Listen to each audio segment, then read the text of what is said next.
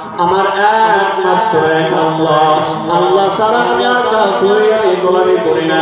আমি ঈমান এনেছি যার কাছে, যার উপরে ঈমান এনেছি তিনি আমার রব, তিনি আমার আল্লাহ।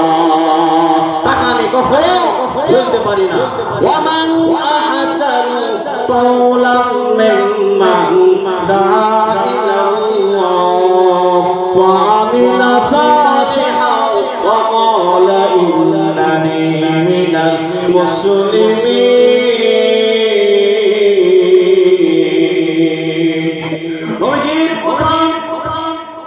নবীজির কথা মোবারক নবীজি কথা বলতে দেরি আছে, বেলাল শুনতে দেরি নাই, দেরি করে নাই, ঈমান এনে দিলেন। উমাইয়া নিয়ে গেলেন বেলালকে নিয়ে যাওয়ার পরে, শাস্তি দেওয়ার পরে, তারপরে আল্লাহকে ভুলে না, এত কষ্ট দেওয়ার পরে আল্লাহকে ভুলে না। তারপরে কি করলেন? জিহ্বার মধ্যে ভাবে একটা পেরাক মেরে দেওয়া হয়েছে, যেন আল্লাহর নামটা না বলে, না বলতে পারে। জিহ্বার জিহ্বার ভিতরে পেরাক মেরে দেওয়ার কারণে বেলালের আযানের মধ্যে আসাদু, এই জায়গাটা বেলালের আযানের মধ্যে ভুল হতো। তবে ভুল আমার আল্লাহ বেলালের আযানটা তো পছন্দ করেছে। আল্লাহ রাব্বুল আলামিন বলে, বেলাল দুনিয়ার মধ্যে আযান দেয়, আযানের আওয়াজটা আমি আরশে আজিম থেকে বেলালের আযানের জবাব আমি আল্লাহ তাআলা দিয়ে দিই। বলে সুবহানাল্লাহ।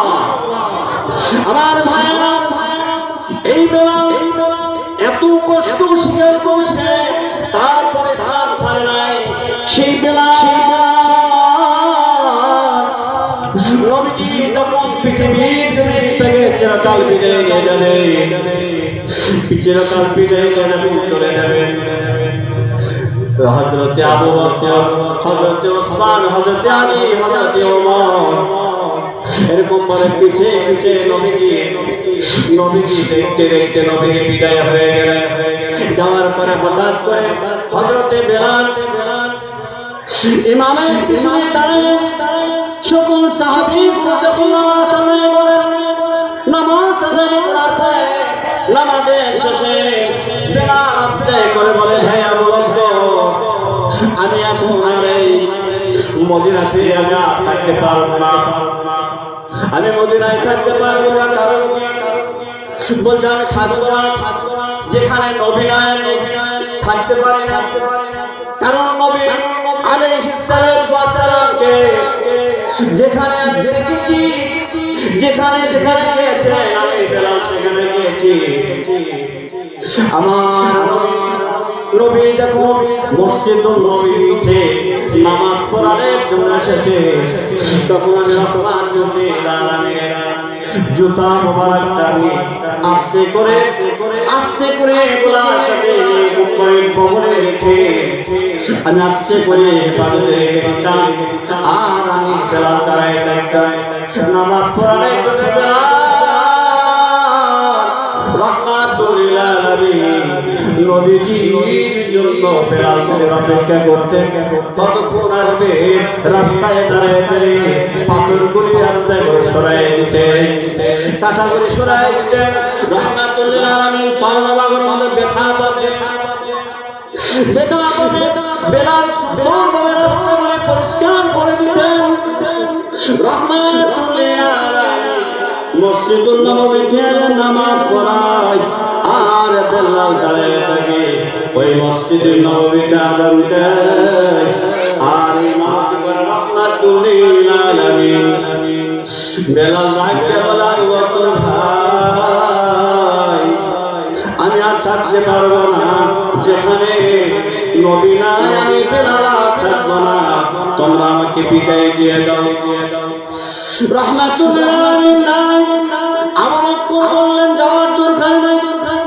সকল সাহাবী বিদায় দিয়ে দিলেন, বেলাল চলে গেলেন, দামেস্ক শহরে চলে গেলেন। ওখান থেকে 5 মাস পরে, 5 মাস হয়ে যায়, বেলালের কোনো খবর পায় না। আবু বকর, ওমর, ওসমান, আলী কোনো খবর পায় না, বেলাল কোথায় আছে। হঠাৎ ঠিক তুলে বেলাল শব্দে রহমাতুল্লিল আলামিন হাজির হয়ে রহমাতুল্লিল আলামিন যখন বেলালের ঘরে হাজির হয় জয়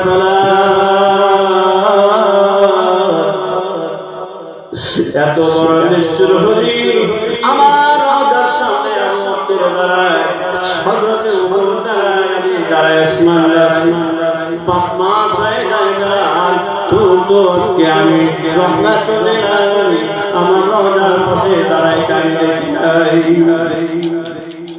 এই কোন শোনার সাথে বেলাল রাদিয়াল্লাহু তাআলা শুনে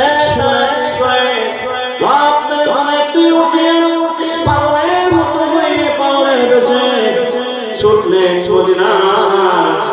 মদিনা উদ্দেশ্য করে উঠলেন রাত্রে রওনা হলেন হাঁটতে হাঁটতে মদিনা চলে আসবেন মদিনা নদীতে গড়িতে বেলাল হাঁটে আর চিৎকার মারে কান্দে আমার নবী নাই আমার নবী নাই মায়ার নবী জমিনে নাই আস্তে আস্তে মদিনা নদী গড়িতে বেলাল হাঁটে আর মদিনার শত ছেলেমেয়েরা দেখে যে বেলাল আসছে জায়গায় মা বাবার কাছে যায় বলে মা গো সুন্দর সুন্দর জামা কাপড় পরায় নবী আপনাকে মসজিদে নবীর পিছে আমি নামাজ পড়েছি আচ্ছা বহুদিন পরে সেই বেলাল আযান দিয়েছে বহুদিন পরে সেই বেলালকে